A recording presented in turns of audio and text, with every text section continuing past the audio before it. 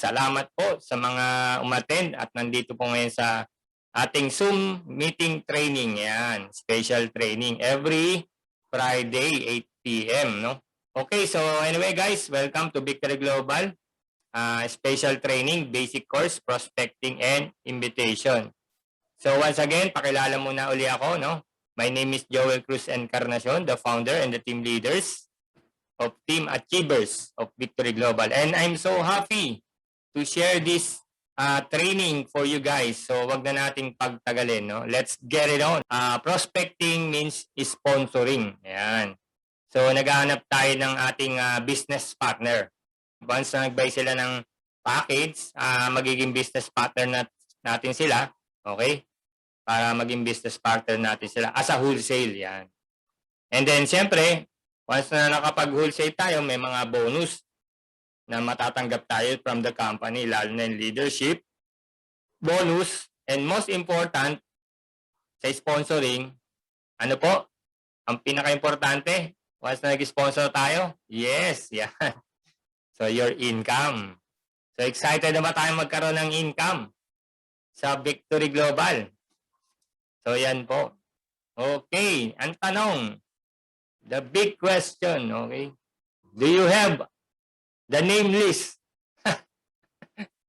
So, yan. So, kung wala pa tayong name list, so gawin natin, umpisa na po natin. Lalo na kung part ka na ng company, ng Victory Global, importante yung name list. Kasi, paano ba tayo makakapag-invite o makakapag-prospect without the name list? Huwag yung nasa cellphone lang, ha? Dapat nililista natin. So, begin to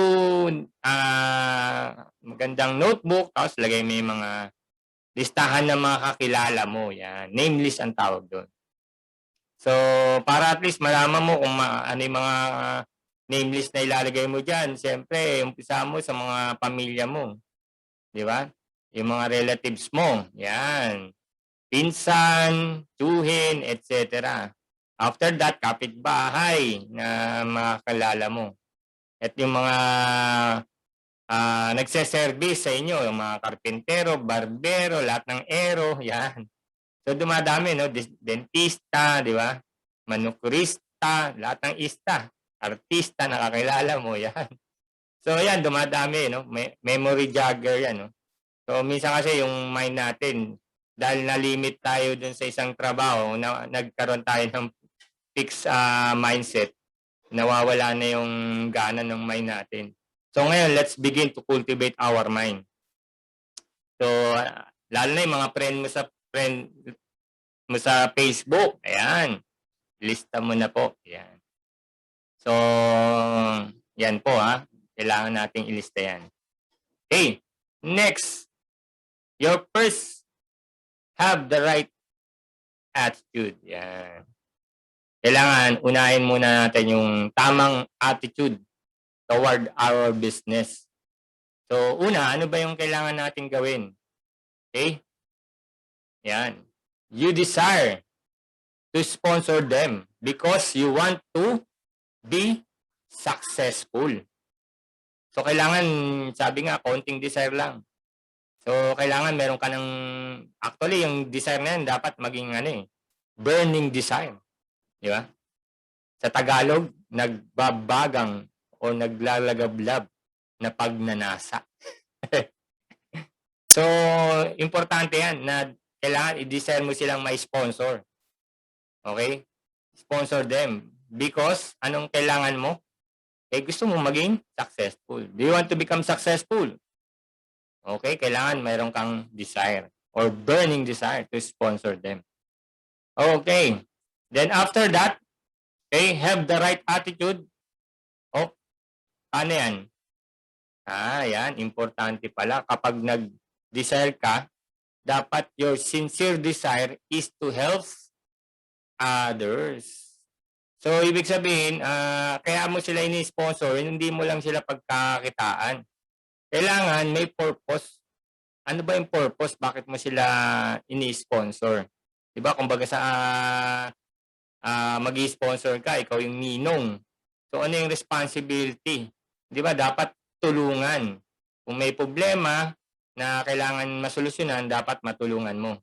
Kung problema nila is income, okay, kapos sa income, yung kanilang pamilya, dapat sincere yung pagtulong mo, sincere desire na tulungan siya, lalo na ito na yung opportunity na ibibigay mo sa kanya. So dapat nakikita niya yung attitude mo na hindi lang mo siya in-sponsor or in-invite para kumita ka lang ng direct referral bonus. Kumbaga sana, wow, pag nag-global to, may 1,000 ako. So, tinitignan mo kaagad, bawat prospect, 1,000 sa ano. So, wag pong gano'n, no? So, although, siyempre, it will come to na magkakaroon ka ng income, but dapat yung sinseridad natin na tulungan siya. Agree ba tayo lahat dyan? I hope agree po tayo dyan. No? So, kailangan nating mission muna. Okay? Okay, yung tandaan natin yung 3 mission ng company, no? Lagi nating babasahin yun. Kasi mission first bago magkaroon tayo ng commission. Di ba? So, help them, provide them, cultivate them. Di ba? Yun yung importante, no? So, tulungan po natin. Kung may problema sa kalusugan, anong gagawin natin? So, tulungan natin with the help of Victory Global Products na talagang nakikita yung alam mo, sa totoo lang, kapag nakipag-usap ka sa tao, nakikita yan eh, yung aura mo. Kung talagang ikaw ay sincere sa kanya, concern ka sa kalusugan niya, or concern ka sa kanyang kabuhayan. So, dalawa lang naman ang layunin natin, ang mission natin, mabigyan siya ng kabuhayan at mabigyan siya ng magandang kalusugan.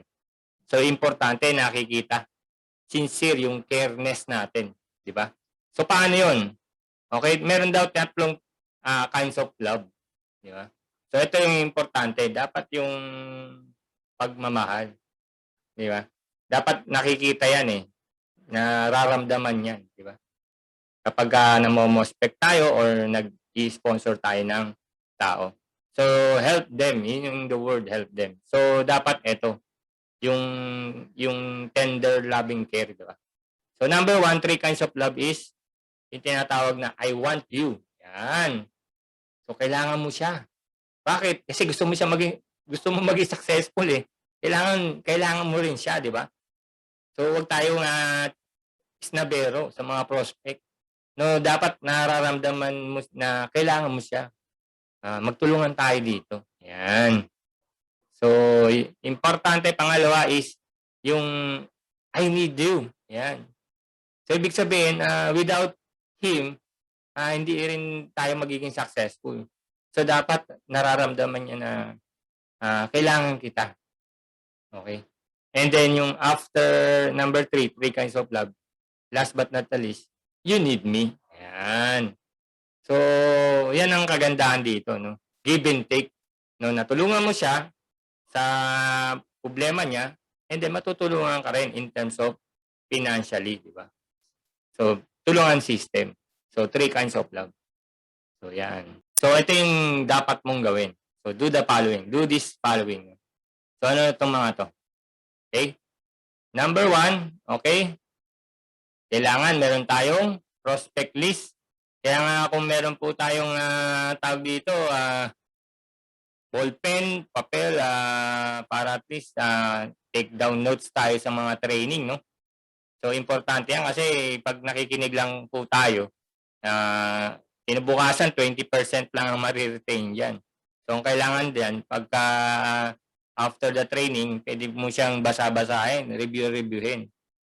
And at ang good news naman to, naka-recorded to eh. So, ang gagawin po natin dito is, ipopost na rin natin to sa YouTube. Para at least may mare-request ka dito sa ating training na prospecting and invitation. So, yun. Meron ba tayong prospect list? So, yan ang number 1. Okay? Constantly add new name to your list. Yan. So, nadadagdagan ba yung prospect list mo constantly? So, yan. Importante yan. Kung may prospect list ka, dapat hindi ka nauubusan. Everyday, nadadagdagan yan. Then, para madagdagan yan, kailangan, once na nag-know yung kakilala or prospect mo, sabihin mo lang ng ask for referrals. Okay, from prospect that are not interested, no? Gano'n mo lang gawin, no? May kakilala ka ba na sa tingin mo interesado sa opportunity na ipinakita kasi? Kahit 3 lang bigyan mo ako para makausap ko rin siya. Sino kaya ang mga sa tingin mong puwedeng magka-interest dito sa shinare ko sa'yong opportunity? So, ask for the referrals. Kaya 'pag nawala siya, nagbigay siya ng 3, o di panalo ka. So, gano'n po. Para hindi po na di tayo naubusan ng prospect list. Kasi remember, sponsoring or prospecting is our bloodline. Yan po ang importante diyan. So dapat hindi tayo nauubusan ng prospect. And then care about people and events around you.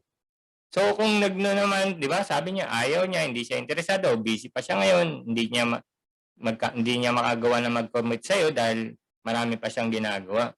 So, okay lang. Importante, nandun pa rin yung care about the people, no? At yung mga events around you.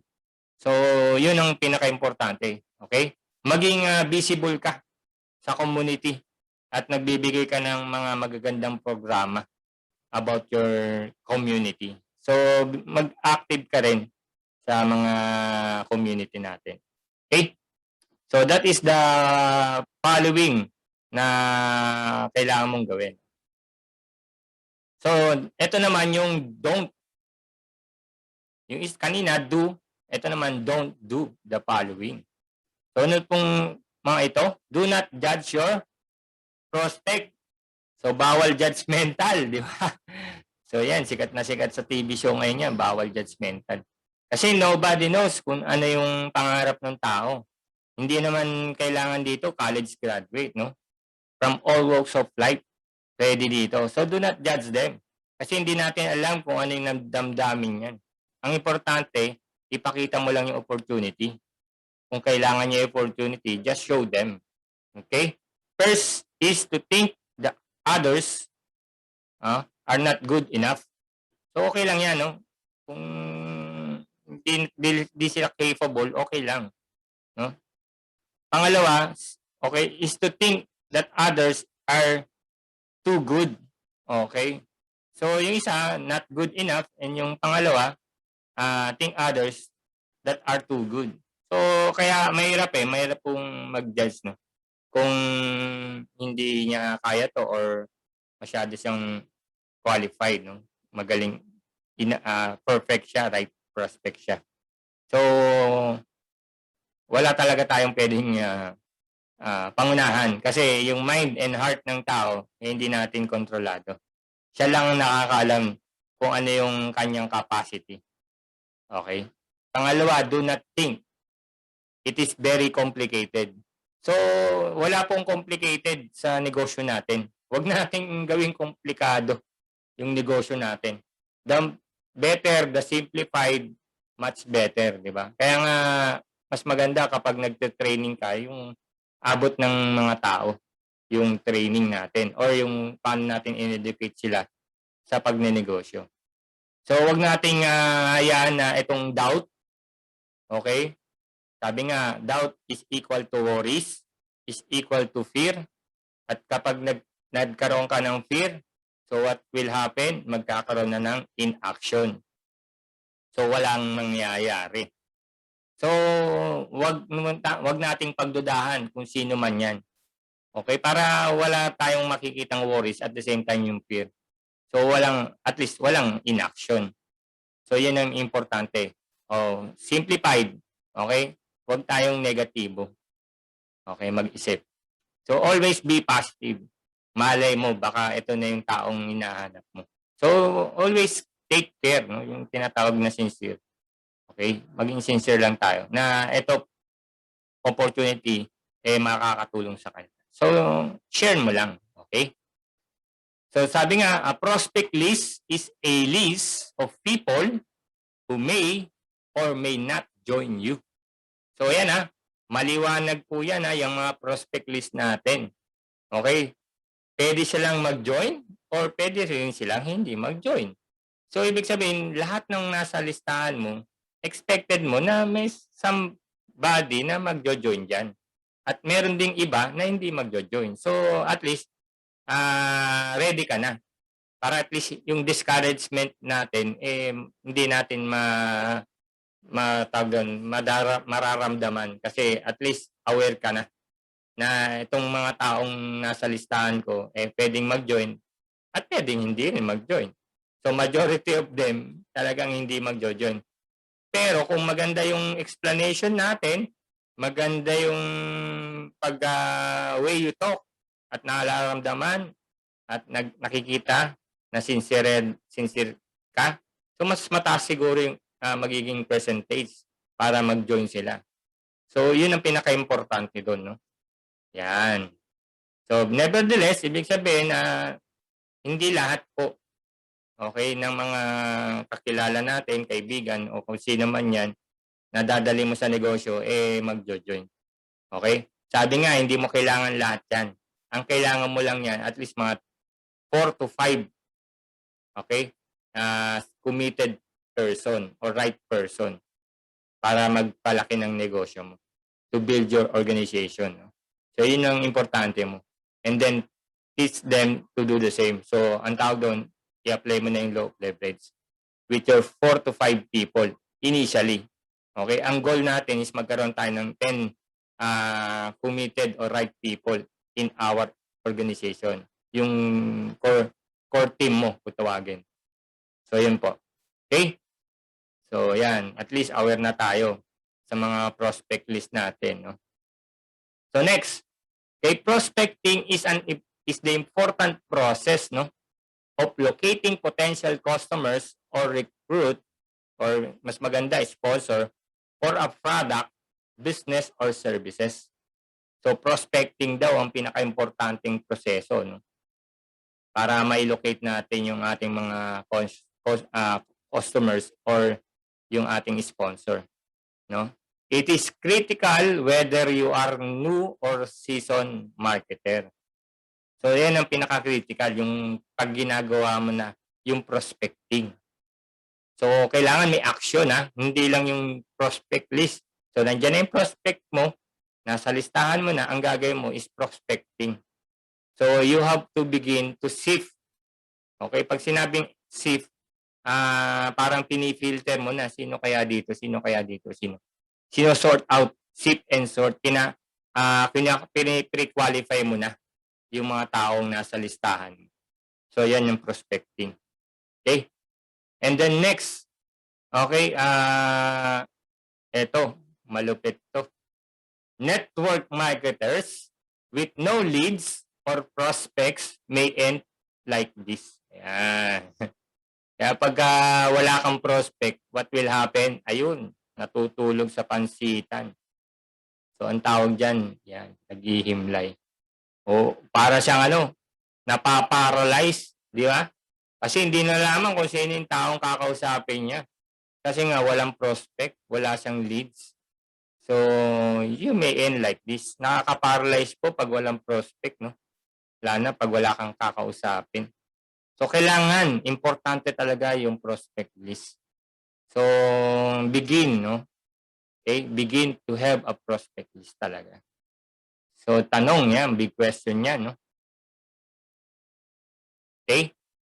No prospect, no sales, no income. Di ba? Grabe. So, wala kang trabaho. So, wala kang sales. Wala ka rin income. So, doon na expect na mararating mo yung pangarap mo kung hindi ka nagpo-prospecting. So, that's how important yung pinaka-importante yung prospecting. So, nandiyan po yung ating income. So, i-condition na natin ang ating sarili na kailangan mong ma-prospect. Lalo na kung beginners ka pa, no? Kailangan mo talaga ng massive prospecting, no? Para ma-identify mo na kagad kung sino yung right people para sa negosyo mo.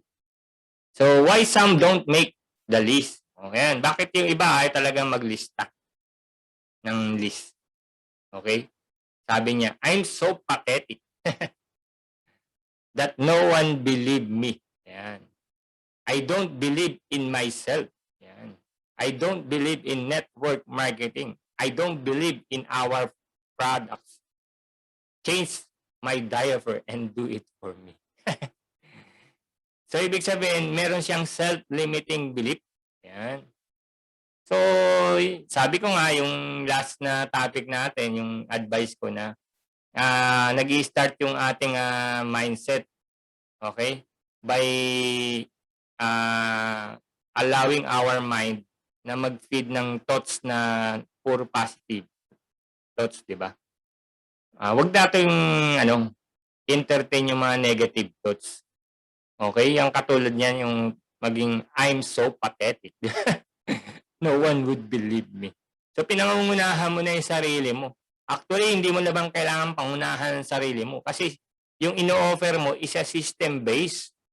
Hindi ikaw magpapatakbo para sa pangarap nila. Ang sistema ang nagpapatakbo. So, ang kailangan mo lang is i-apply mo lang yung sistema.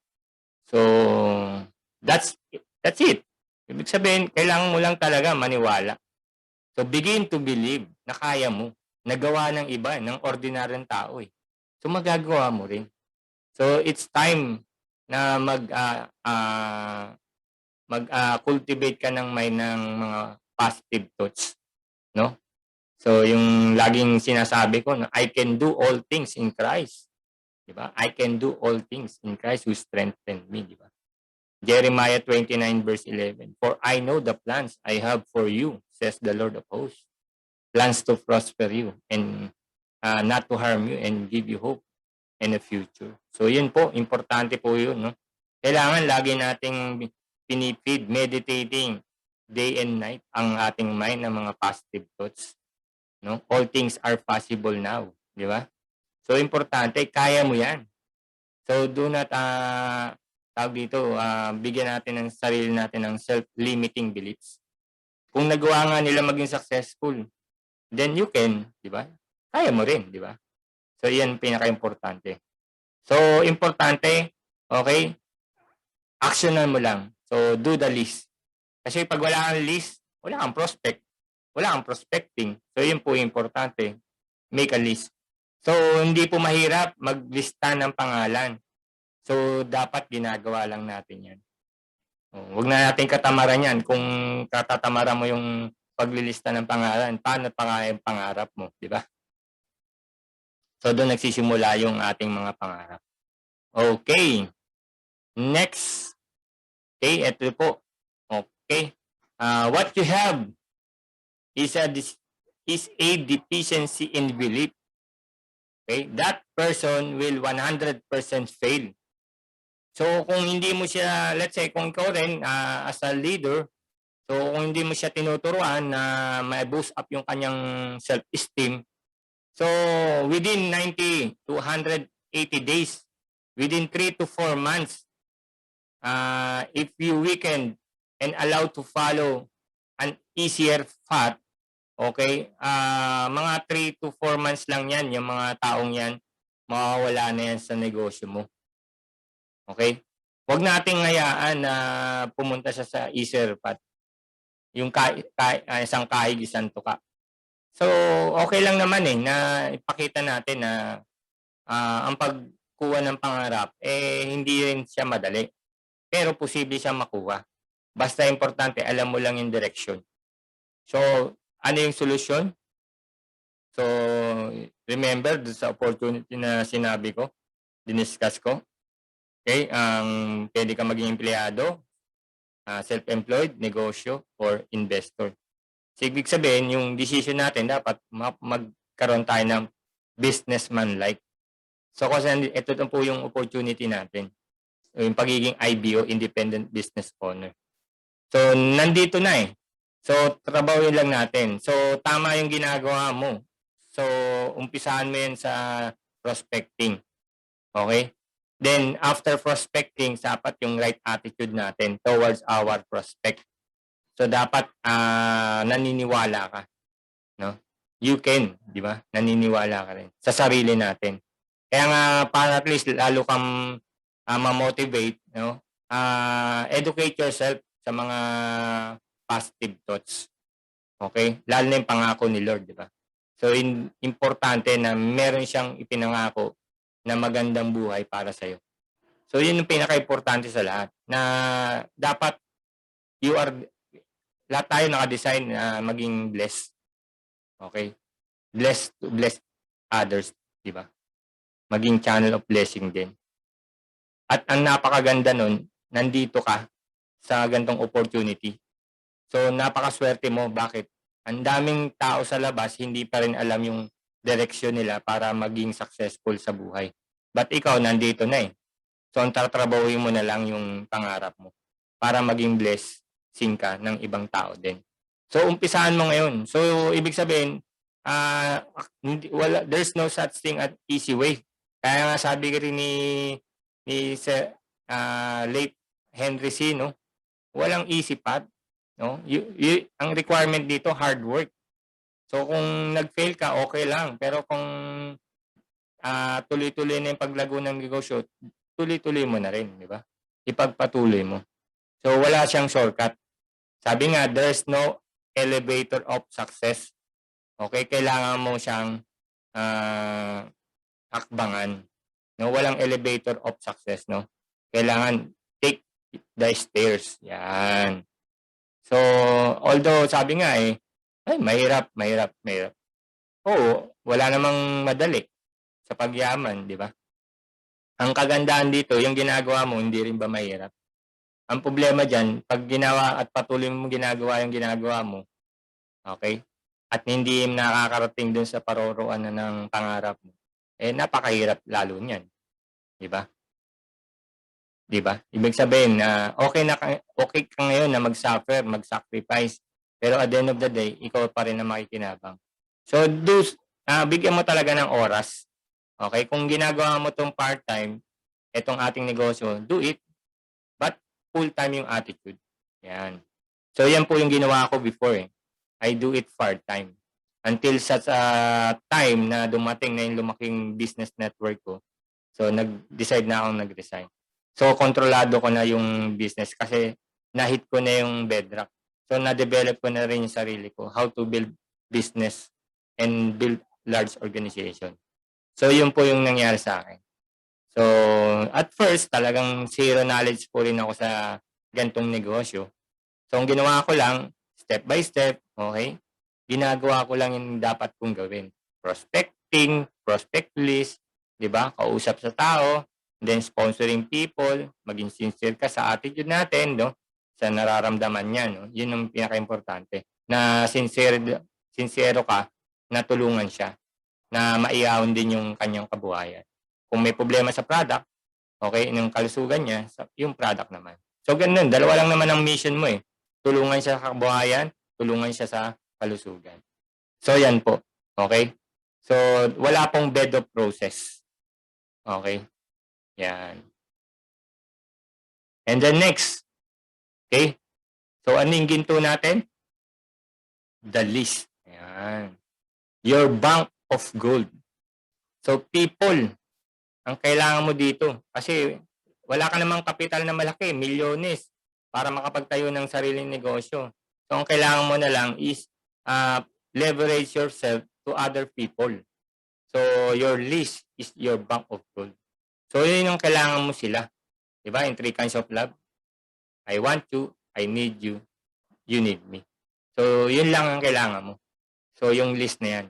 So, start cultivating your prospect list. Kasi yan yung bank of gold mo. So, lahat yan. Okay, lahat yan. Ha? Ibig sabihin, hindi yung common nag-no sa'yo, isnabin mo na. Bahala ka, maghirap ka sa buhay mo, ayaw mo. Hindi, huwag ganun. Huwag mo siyang kaawayin. Huwag mo siyang aawayin. So, it means, pag sinabing no yan, hindi naman, it doesn't mean no forever yan. So, i-follow up mo yan after 3 months. After 3 months, follow up mo, kumusta mo uli. So, hindi, nagbabago ang buhay. Kung masaya siya ngayon, okay lang. Next year, baka hindi na masaya yan. Lalo ngayon, pandemic, lahat, maraming hindi masaya. Maraming natanggal sa trabaho. Libo-libo, milyon-milyon, walang trabaho ngayon. So, ngayon, balikan mo uli yung mga prospect mo. Dahil ngayon, lugmok yan sa kahirapan. So, dali mo siya dito. So, ibig sabihin, nagbabagong buhay. Hindi lahat masaya. Lalo na kung employee lang yung resources of income niya. Naku, grabe, sa totoo lang.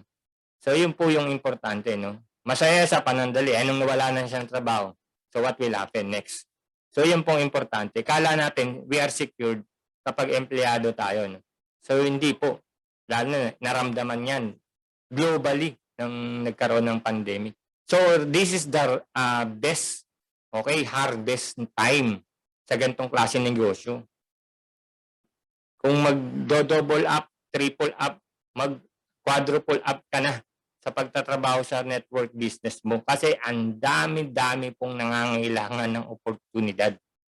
Sa dami nila, baka hindi mo sila makayang entertainin, sa totoo lang. Oh, yan po importante, no? Sabi nga sa Word of God, no? The harvest is ready, but few ang mga workers. So kakaunti pa lang po ang nagwo-work sa network business, lalo na sa Victory Global. Buong mundo po ang ating prospect, no? So napakakaunti pa lang po namin dito. So kung gusto mong masyaran ng malaking blessing, no? So yan po, ano ka po sa aming harvest, no? Join us sa harvest time. So sabi ko nga, yung harvest ngayon, lalo ngayon po pandemic, no? Sabi nga pag may crisis, sabi ng Chinese proverb, malaki ang opportunity. There's an opportunity. So napakalaki po ng opportunity natin. Okay?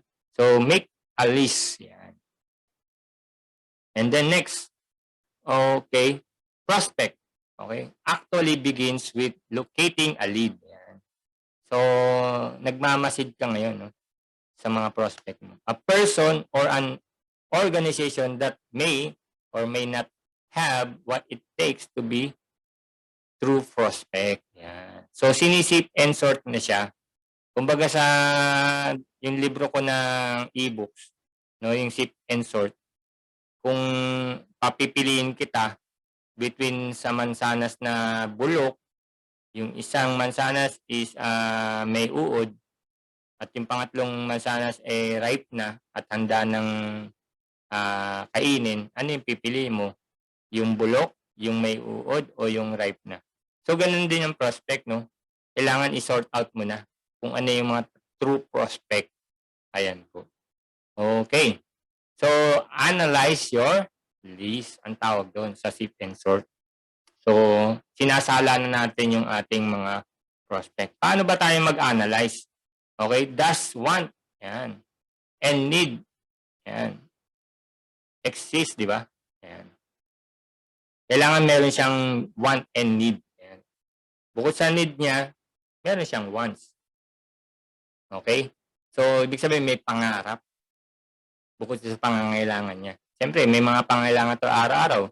Okay? Yung food na kinakain natin, yung tirahan, shelter, saka yung damit natin. Pero aside from that, may mga pangarap din yan. Let's say dream house, dream car. So yan, kung may wants siya. Okay? Yan ang mga prospect na kailangan mo dito. So does the lead have the ability to pay? So tignan mo rin kung may capacity siyang mag-start up ng business. Kahit nga yung 1980, di ba? Okay? So yung 1980. Pwede ba natin i-mute? So yan po. So does have lead to have the ability to pay, no? And then does the lead have the authority to buy? So yun kaagad ang prospect natin, no? So kung kahit sabi ko nga hindi naman tayo nag-judgmental, no? But importante maging smart din tayo na capable na kaagad yung taong dadalhin mo sa negosyo mo. And then can the lead to be approached, okay, favorably. So yung merong kagad good aura kagad. So unahin mo kagad yung mga ganong klaseng tao. Huwag yung tipong mga prospect mo puro pasanay yung mundo tapos kakausapin mo pa handa pong tulungan. Yung sarili nga niya hindi nga niya matulungan what mo pa kaya ikaw, di ba? So tapos puro ang laman ng salta, puro negatibo. So huwag nating i-prioritize yun. Sabi ko nga, okay, ang ipaprioritize natin yung handa na. yung hinog na. So, yun, saka na lang yung, lalo na kung nag-uumpisa ka pa lang naman dito, kailangan maging smarte ka. Kasi kung lahat ng prospect mo puro may uod at bulok, patay tayo dyan. So, ang tingin mo sa networking, mahirap. Kasi nga, mali yung prospect mo. Wrong prospect yung, pinoprospect mo. Hindi sila totoo. So, is the lead eligible to buy? So, ganun kagad, no? Yung ready na kagad, alam mo, ay, capable. So, katulad ng sinabi ni Dang, no? Mukhang may potential mag-mobile stockist. So, tingnan mo kung capable, no? Eligible. Yun kagad natin kausapin. Kasi business mo to para sponsor is equal to income. So, kailangan meron ka rin income. So, immediately. Siguro kung pag kumikita ka ng malaki, then reach out yung mga taong kailangan gusto mo talagang tulungan, no? Na talagang hikaos, and then bahala ka na, tulungan mo siya. But for the meantime, kailangan mo maging smart din sa pagpro-prospect, no? Dapat right prospecting po, okay? So everybody is a prospect, okay? Lahat po prospect 'yan, no? Every person is a prospect, di ba? Yung mga kakilala mo prospect 'yan. Okay? Every person, okay, a prospect is your prospect, yung kakilala mo prospect pa rin 'yan. So every person you have ever met and will ever meet is a prospect. Yung mga nakilala mo before at yung makikilala mo pa lang, prospect pa rin yan. So everybody is a prospect. So wag tayong na upline, wala na akong ma-invite. Upline, wala na akong ma-present. So hindi, ang dami pong prospect. No? Every person who walks, okay, talks and breathes within 10 feet of you is a prospect. Within 10 feet, may nakita ka. Prospect yun. Usapin mo, tanongin mo yung oras. Yan yung mga linyada namin, no? Mga PR. Ano yung PR? Pusakal na recruiter.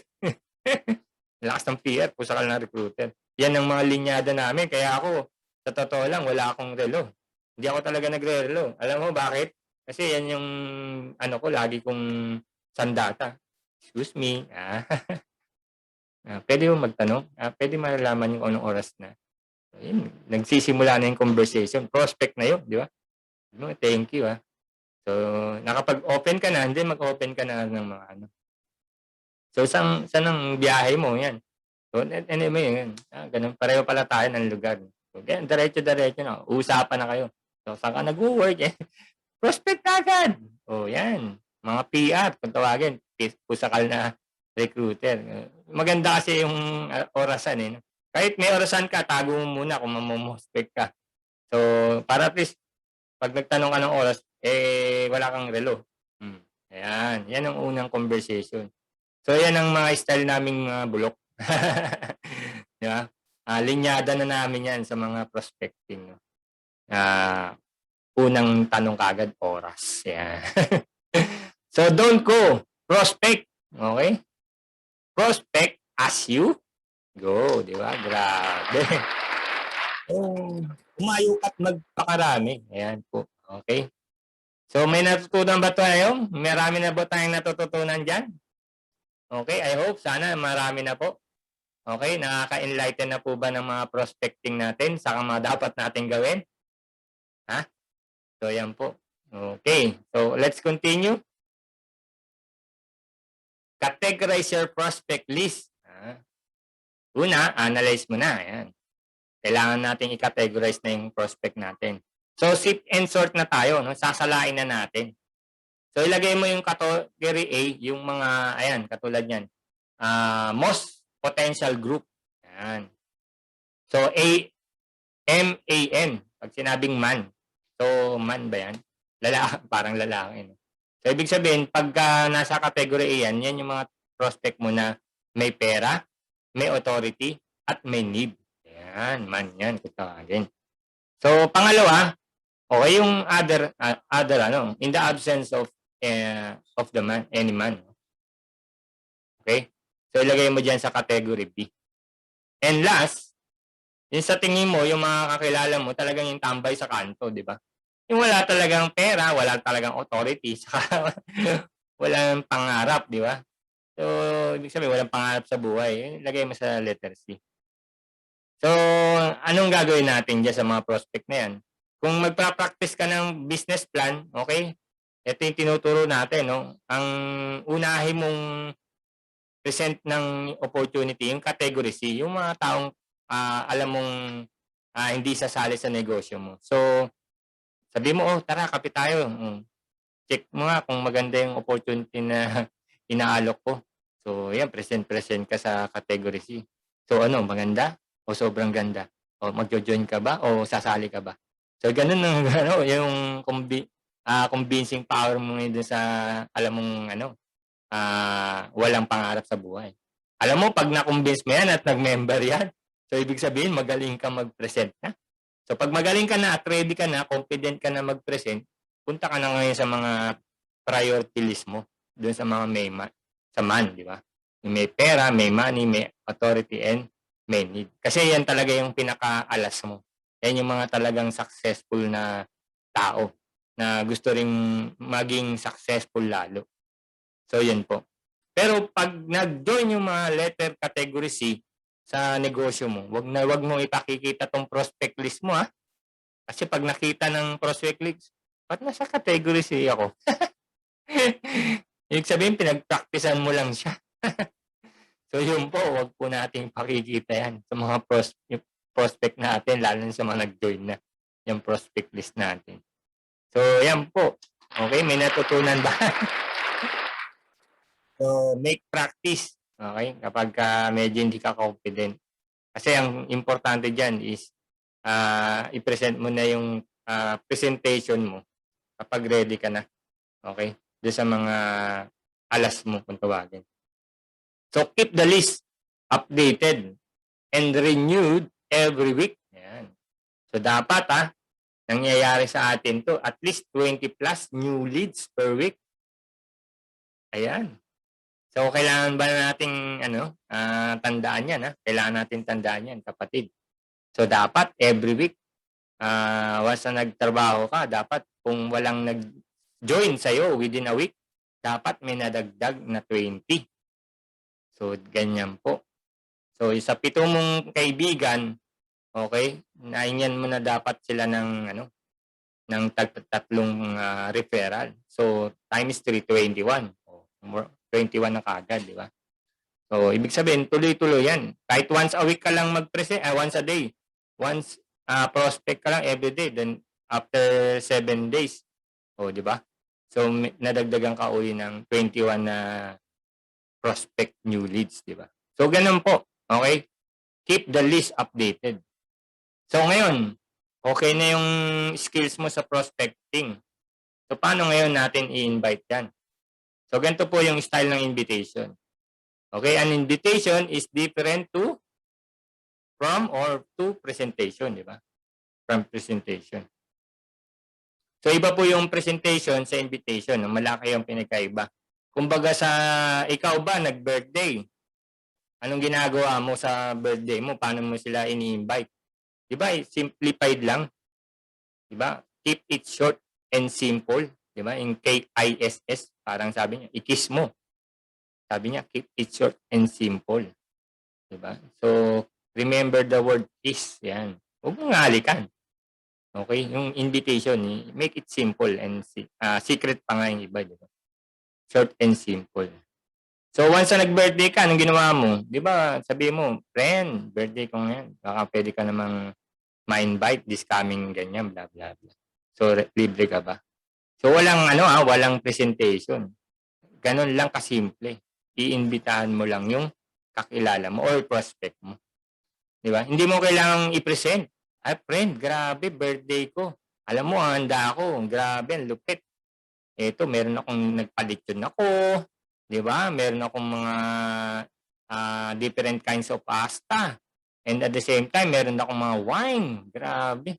Pinipresent mo na yung tapos may mga balloon pa, may cake ka pa. So, ang daming presentation. Hindi naman ganun po ang pag-invite sa mga prospect natin or sa mga kaibigan natin. Basta nag-birthday tayo, di ba? So, all you have to do is simple and, short and simple lang, di ba? Di ba? Sabihin mo, friend, baka pwede kang pumunta this coming Saturday, birthday ko kasi, di ba? So, asahan kita, ganun lang. Di ba? So alam na yun, automatic na yun. Di ba? Hindi mo kailangan i-present yung handa mo. Ganon din sa ating business opportunity. Do not present. Anong company yan? Banggit tanong kagad. Diretso-diretso na yan. Anong pay plan yan? Anong ano yan? Anong mga product yan? Nako, nag-represent ka na over the phone. Tapos na. So, hindi mo na may invite yan. So, do not present. All you have to do is invite. So, magkaiba po yan. No? Okay? So, 4 keys to invitation. Ayan na. Okay, yung 4 na susi. Number 1, okay, kailangan natin ng courage.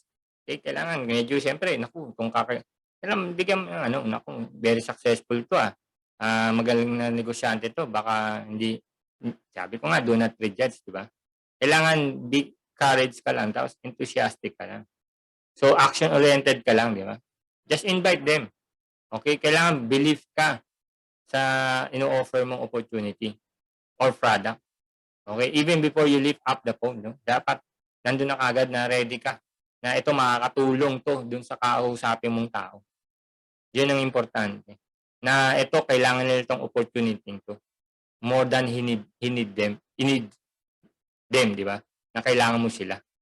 Mas kailangan nila itong opportunity itong na iaalok ko sa kanila. So, ibig sabihin, ganun dapat ang confident mo. Na mas kailangan nila itong opportunity. Kailangan nila to para mabago ang buhay nila. So, hindi ikaw ang topic. Sila po ang topic. All you have to do is we are just a messenger. Yun lang po. Bibigay mo lang natin na ito yung solution para sa problema nila, financial. So, yun ang importante kasi lalo na pag empleyado, alam na natin ang big problem niyan. Limited ang income. So, limited din yung kanilang pangarap na makukuha. So, yan po, no? So, importante makita nila yan. Yung opportunity na inaalok mo. So, making the invitation, okay, anong gagawin natin? Huwag tayo mag-text. Mas maganda po, kausapin natin. Kasi, remember, dapat nararamdaman. So, tawagan mo siya. Yung prospect mo. And then, do not exceed mga 3 minutes kapag nag-invite ka. So, just simple and short, okay na yun. Mag-invite ka. And then, learn to end the conversation. Di ba? So, minsan, partner, automatic, pagka nag-end, kailangan alamin mo yung pag-end of the conversation. Kapag na-set mo na yung date and time na magkikita kayo, sabi mo, sige partner ulitin mo lang na this coming Saturday 2 p.m. Let us meet. Di ba? Tapos sige, meron pa akong gagawin. Marami. Kumpisa, ano mo na busy ka. Okay? Para at least nararamdaman niya na marami kang ginagawa. Do not lie to your prospect. Yan. Wag na wag tayong magsisinungaling sa prospect natin. So, yan ang pag-invite, no? So, after that, prepare and use common sense, no? So, kailangan lang natin dito, pagka nandyan na, no? Ayan na, na-invite na natin siya. So, kailangan natin yung common sense, no? Kailangan maging prepare tayo. So, wag tayo maging late. Okay? Asahan na natin, of course, kung mag-meet kayo in some place, no? So, expect mo na yung dapat mo expect, lalo na sa Manila, di ba? Traffic jam, your prospect can be late. Pero ikaw, hindi dapat, di ba? Dapat ikaw ang nauna. Okay? Kaya be clear about coming for dinner and after dinner, no? So dapat klarado kung anong oras talaga. Okay? Give yourself enough time between appointments. So dapat advance ka dun sa pinag-usapan yung oras. Make sure the prospect is free and respect their time. So importante rin, no? Pahalaga mo yung oras. Kung 1 hour lang kayo mag-uusap, dapat within an hour, may present na sa kanya yung opportunity. And then use the common sense, your common sense, no, to talk to his prospect who owns a restaurant. For example, may-ari siya ng restaurant, huwag mo siyang i-set ng lunch time or dinner time, di ba? Yun ang pinaka-busy na oras para sa kanya. So, dapat kailangan tignan mo kung ano yung free time niya, dun mo siya i-set ng appointment. And then know your prospect. If they do not like to come out, di ba? So, ang gawin mo, punta ka na lang sa bahay niya. Okay? Mag-home meeting na lang kayo, di ba? So, yun po, yun ang importante. So, prospect, di ba? Action na kagad, di ba? Yan ang importante kagad. So, no prospect, no income. Automatic yun, di ba? Kanina sinabi natin. So, polish up your telephone skill, yan. So, pag nag-i-invite tayo, talagang kailangan natin ng mga practice. Okay?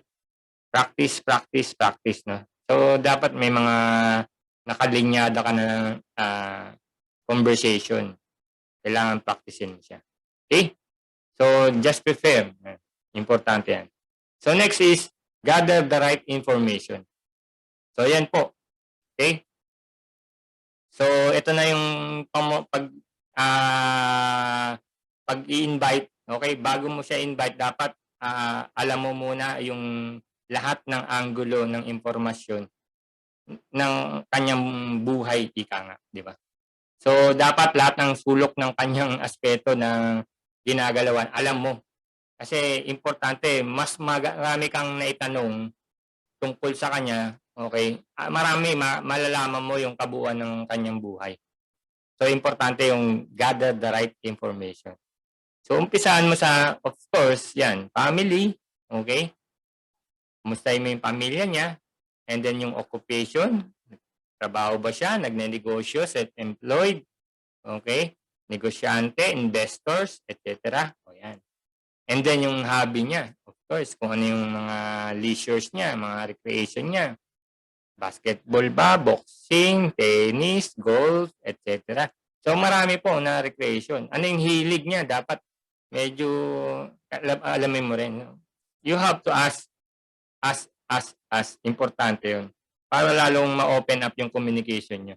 And then, after you ask them sa lahat ng information, makikita mo na ngayon kung ano yung tamang message na ibibigay mo sa kanya.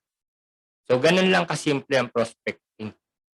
So, kilalanin mo siya na maigi, okay?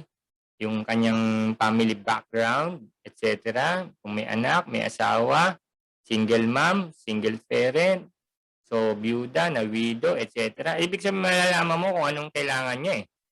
Yung needs and wants niya. At lalo na yung immediate, kung ano yung mga pangangailangan niya, lalo sa araw-araw. So, malalaman mo yan kapag nagtanong ka ng mga right information. Let's say, maraming anak, 5 anak. Okay, at lalo na, puro ang babata pa. Namatay ang asawa. Naku, kailangan niya ng income. So, anong message? Ayan, opportunity. Pwede niyang gawin yung opportunity. Yun ang importante, no? So, maraming paraan para malaman natin yung mga right information. At the same time, sa family naman, nung tinanong mo, yung mother, nagkaroon ng problema. So, kailangan operahan daw. So, nakita mo, baka makatulong yung ating products. So, anong message? So, yung product naman. So, tingnan natin, no, yung mga anggulo. Kung paano natin i-invite yung mga tao na i-imbitahan natin. No? Kaya that's how you prospect your prospect. Ika nga. Yan. So, use the form. Yan. Ano pa? So, lahat. Okay? Wag lang tayong maging ganito. Yan. Do not behave as if you are a policeman integrating a criminal, no? Huwag tayong yung pag nagtatanong tayo, para kang investigator. Di ba? So, yung talagang magtanong ka lang, ng talagang yung nararamdaman, yung talagang may communication talaga, both side. You ask them, then tinig ka, and then listen very carefully, listen them. Kasi nga, sabi nga, gather the right information. So, ask uli, then ask uli, so, saan ka nagtatrabaho, anong work ng asawa mo, etc. Ano yung resource of income, kung nagkakasya ba yung income niya dun sa sitwasyon nila. So, nakikita mo yung resources kung paano niya pinagkakasya yung income niya. At nararamdaman mo kung talagang nangangailangan siya ng extra income. So, doon mo palang ipapasok yung message. Okay? Kung talagang masaya yan at walang kang nakakitang anggulo ng problema, healthy yung kanyang pamilya, healthy rin yung kanyang financial status, masaya siya. So, for example, ito isa sa mga nangyari sa ano ko, dating sa mentor ko, no? Nagpunta siya sa Japan, okay? May prospect doon na dinala yung kanyang ng kanyang mga ano diyan, organization. Ang prospect na na-meet niya sa ano, sinet siya ng appointment, okay? Ang status well off, ika nga. Vice President ang position nung kanyang kausap ng isang insurance company. So ibig sabihin very successful na tao yung kanyang nakausap. So siyempre, nag-umpisa na sila after the dinner, tok, family. Kumusta? May bahay, ang daming sasakyan, nakatira sa ganyan, yung mga exclusive pinag-aaral yung anak niya sa mga magandang schools, etc. So na lahat marami financially, wala siyang problema. Pagdating sa kalusugan, okay naman, lalo na ang mga hapon, healthy conscious. So, sa mga tuwid, very successful yung tao. And then, pagdating sa recreation, anong ginawa nung mentor natin, no? So, nagtanong lang siya, no? Simpleng tanong lang. Sabi niya, do you love playing golf? Yan. Kasi yan ang laro ng mayayaman eh, yung paglalaro ng golf. Sabi naman nung successful na tao, nung vice president, sabi niya, yan ang gustong-gusto kong gawin. I really love playing golf. Pero in spite of busyness, hindi niya na halos magawa yung paglalaro ng golf. Kasi nga, grabe, vice president eh. So yung nakaatang na responsibilidad dyan, napakalaki. Stressful yan, kapatid. Diba? So, kala natin yung mga managers, very stressful ang mga responsibility dyan. Pero yun nga, okay? Hindi siya masaya dahil hindi niya magawa yung recreation na gusto niya. And then, nung tinanong yung mentor natin, tinanong din siya na, kamusta ang buhay? So, sabi niya, yan, meron akong negosyo, and then doing well, nakakapunta ako sa iba't ibang lugar, katulad nito, nandito ako sa Japan. And then at the same time, I can play golf anytime I like, sabi niya. Yun ang malupit, di ba? Pwede niyang gawin yung paglalaro ng golf kahit anong oras na gustuin niya. Kahit 2 buwan siyang maglaro, okay lang. Sabi nung hapon, sabi niya, gusto ko yan. Gusto ko yung sistema mo. Paano ba nagawa yan? Magkaroon ng time freedom. Kasi siya, mayroon siyang financial freedom, pero yung time freedom, wala eh. So, paano yan? So, in-explain niya yung law of leverage, network marketing. So, good news, lahat ng organization niya, dinala niya sa network marketing. So, nadali yung prospect sa recreation kasi gusto niya ng maraming oras. So, wag nating i-judge na yung tao, successful na, wag na nating i-prospect, may kotse na, may successful na, may bahay lupa na, hindi na yung magne-negosyo ng network marketing. So, wag po nating i-prejudge. Malay mo, yung pagiging successful niya, wala siyang oras sa pamilya niya, di ba? Yung iba nga nag-abroad sinasacrifice yung oras sa pamilya niya para mabigyan nilang ng malaking income dito sa Pilipinas, di ba? So, ang daming sacrifice, although nagkakaroon ng sacrifice kapag malaki ang kita. But good news dito, pwede kang kumita ng malaki, at the same time, pwede ka rin magkaroon ng maraming oras. So, what's a wonderful, di ba, ng opportunity ng ating negosyo, network marketing. So, that's why I love this business, di ba?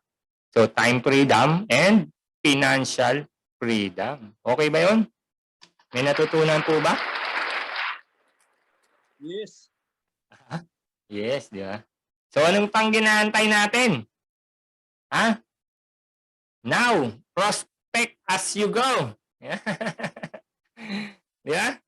Dapat double time na tayo dahil pandemic ngayon, sa totoo lang. Dali natin sa Tuesday, invite po natin yung mga prospect natin. Yung natutunan natin ngayon na pagsasala, sip and sort, at dapat maglista na tayo ng mga name list natin para meron na tayong nakakategory A, B, and C. So yun po, importante, ikakategory na natin. At ngayon, since hindi mo pa kaya i-present yung business opportunity, so maganda, may sistema po tayo every Tuesday, Thursday. Meron tayong BOP. So invite mo lang sila sa Zoom meeting natin. Lalo na yung mga category A mo, yung man. May money, may authority, and may needs. Di ba? So dali mo siya para mapaliwanagan po natin. Hindi na ikaw yung magpapaliwanag. Biruin mo pag yan tawag doon, low leverage din. So system-based tayo, no? Let us support the team. Yan po yung support natin sa team, no? Magtulungan po tayo. So, yung capacity na ma-explain yung business plan, andito na po. Okay? Inilaan po natin yung oras natin para matulungan po natin kayo na palakihin natin yung negosyo nyo. Okay? Ang gawin mo lang is mag-invite at ma-mospect.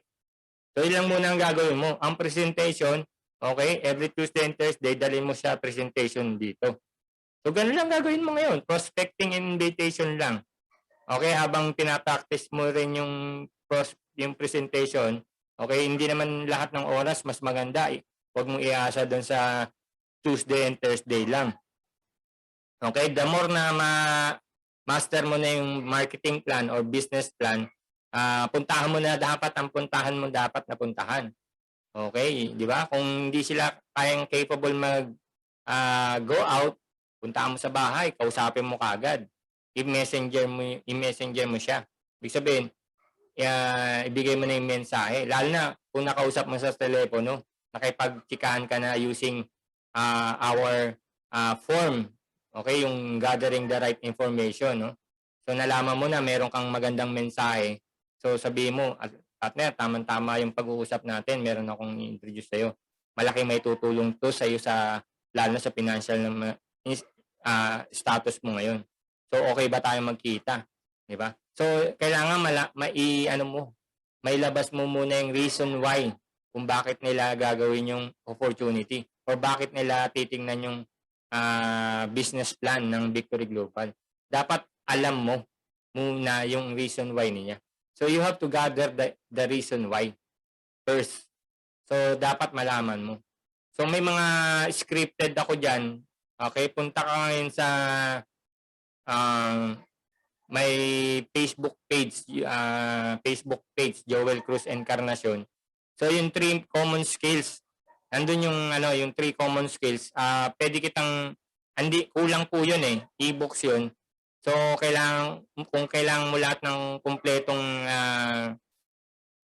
tawag doon yung mga script. Okay? Pwede ko siya ipadala.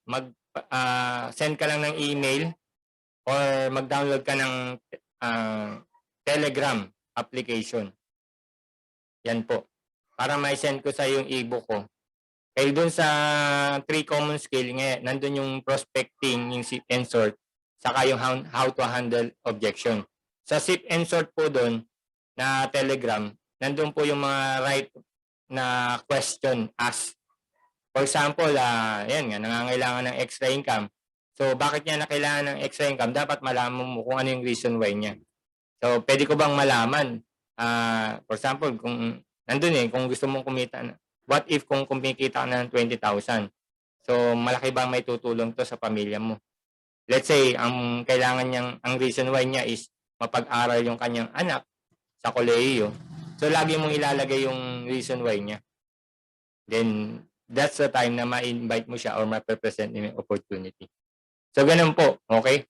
So, marami pa tayong pwedeng pag-usapan. Okay? So, for the meantime, ito po muna yung ating presentation. Okay? Yung ating prospecting and invitation skills yung tinalakay natin ngayon. No? So, that's it. Thank you and God bless, Victorians. So, see you at the top. Yan. Palakpakan lang din ng bawat isa.